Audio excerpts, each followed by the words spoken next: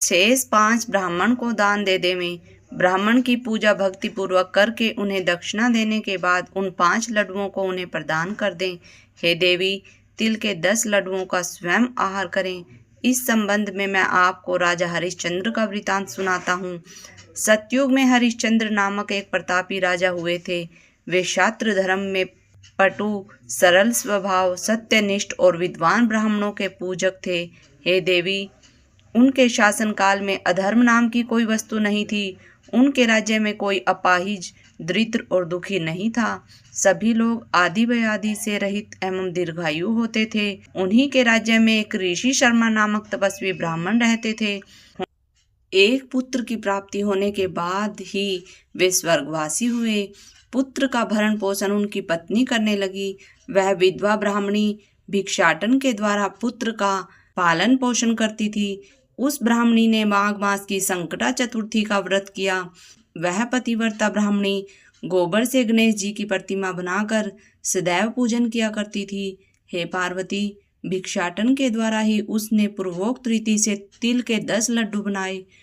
इसी बीच उनका पुत्र गणेश जी की मूर्ति अपने गले में बांधकर स्वेच्छा से खेलने के लिए बाहर चला गया। तब एक नर पिशाच कुम्हार ने उस ब्राह्मणी के 5 वर्षीय बालक को जबरन पकड़कर अपने आमा में छोड़कर मिट्टी के बर्तनों को पकाने के लिए उसमें आग लगा दी। इधर उसकी माता अपने बच्चों को ढूंढने लगी। उसे न पाकर वह बड़ी व्याकुल हुई। वह ब्राह्मणी विलाप करती हुई गणेश जी की प्रार्थना करने लगी। गणेश जी, विशाल शरीर वाले, हे सूर्य नारायण की लाली के सदृश कांति वाले, हे सुंदर जटा समूह को धारण करने वाले, आप इस दुखिनी की रक्षा कीजिए।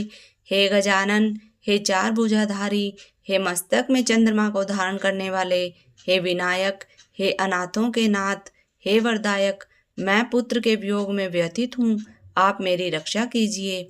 वह ब्राह्मणी इसी प्रकार आधी रात तक विलाप करती रही। प्रातःकाल होने पर कुम्हार अपने पके हुए बर्तनों को देखने के लिए आया। जब उसने आमा खोल के देखा तो उसमें जांग भर पानी जमा हुआ पाया। और इससे भी अधिक आश्चर्य उसे जब हुआ कि उसमें बैठे एक खेलते हुए बालक को देखा। ऐसी अद्भुत घटना देखकर वह भयवश कांपने लगा और इस बात की सूचना उसने राज दरबार में दी। उसने राज्यसभा में अपने कुकृत्य का वर्णन किया।